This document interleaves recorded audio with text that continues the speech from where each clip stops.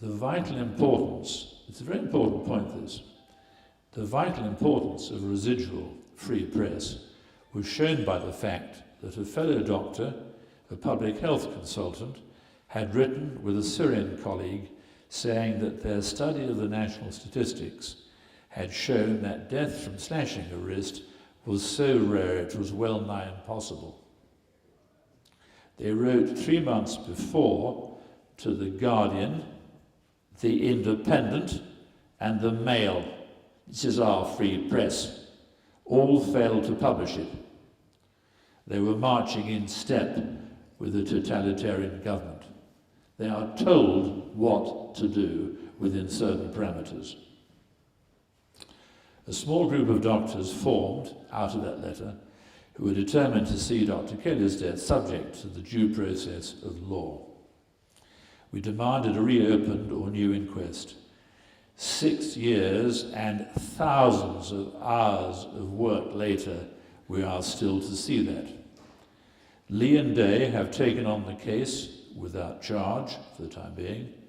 We learned that Lord Hutton had closed the medical records for 70 years. 70 years. Did you know that? You did. Some people did. Our plea for sight of these records is with the laughably named Ministry of Justice, headed by the execrable Jack Straw, who's currently campaigning in Blackburn, and Craig Murray has observed that he's treated 700 people to a fine curry against the law of treating in our election law. And in fact, Murray is trying to get him prosecuted. That's how liars behave. They don't know where the hell the law starts and the law ends. So we've got this far, and with some recent success, and we're not giving up. Where the law ends, tyranny begins. John Locke said that in 1675. He was the leader of the Enlightenment in Britain, and I wish to God he was here now. Last stretch. Last straight.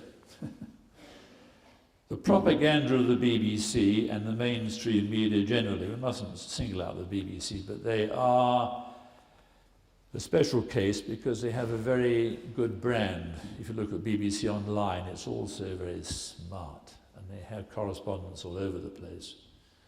And some small parts are very impressive. Some of the art, some of it. But most of it,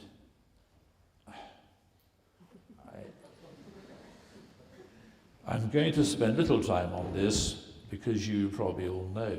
I'm heartened by how many people have twigged how things are. But I would have loved to analyse the myriad methods. In fact, the question started to raise it earlier on after Stephen spoke. The BBC used to project and give power to the monarchy. Imperial war, you've seen Wooden Bassett a few times, haven't you? With those hearses moving slowly, and those men who were outstanding leaders and were just doing their job. Shredding and burning, mostly Afghan civilians. God, I don't know where we've got to. And they also, of course, support capital in a big way, and corporations, and celebrity. And they tend to be of one ilk. They recently announced that Prince Philip had twisted his ankle. Remember that? Did you remember that? He twisted his ankle, Prince Philip, this 86-year-old man, whatever he is.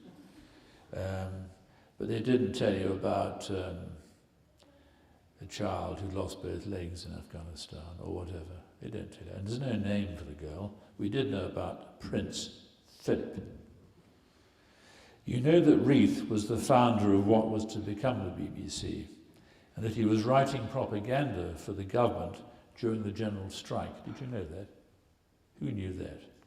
Well, he was. Dave Shaler knows it. He's bound to know it, really. Its colour that's the BBC's colour, mostly of the butcher's apron. What's the butcher's apron? It's the Republican Irish name for the Union flag. And that's what's used a lot to keep the jingoism and the killing going. In fact, the BBC is worse than ever. John Pilger, a brief quote, "Consider how the power of this invisible government has grown. In 1983, means the media, in 1983, the principal global media was owned by 50 corporations, most of them American. In 2002, this had fallen to just 9 corporations. Today," he was writing about 2 years ago actually, "today it is probably about 5. Rupert Murdoch has predicted that there will be just 3 global media giants, and his company will be one of them. Tom Paine, my hero, warned that if the majority of the people were being denied the truth and the ideas of truth, it's important that, the ideas of truth, it was time to storm what he called the Bastille of words. That time is now. The broadcast word and image sucks the truth from all." I was on the bridge of the motor vessel Barbara, which I had chartered in January 2003, because I was revolted by the looming Iraq war, the idea of it, and because I knew that Palestine was the hinge of our humanity. And I was being interviewed by BBC Spotlight, I just forget the fellow's name, before we steamed off to Palestine the next day. I spoke of the malnourished children in Gaza. I spoke strongly against the looming war on Iraq. "Stop the camera." You cannot say that without a balancing comment, David. I said, "We have had balancing comment for months." The camera rolled again. I said the same. "Stop." It had, the third time I omitted the coming Holocaust on Iraq, while I was speaking the truth. The BBC won because I had no choice. It had given only 3%, listen to this if you don't know it, it had given only 3% of broadcasting time to people who opposed the Iraq war. Did you know that? 3%. It was analysed by Professor Greg Philo in Glasgow, I think it was him. There are several people studying the media all the time.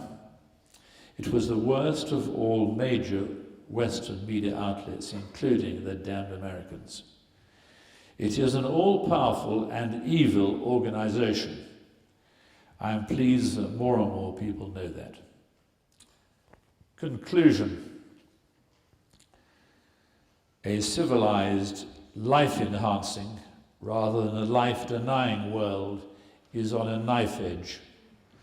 The Luciferans gather at our gates with lucre in their greasy hands and bloodlust and conspiracies beyond imagining in their black brains. No soul, no love, no law, and from the dark side of a dark planet. It comes down to this, the pabulum. I first knew that word when I was studying bacteriology at St Mary's Medical School. Pabulum actually is a Latin name for porridge, and in this instance it's the media, the milia, the medium on which things grow.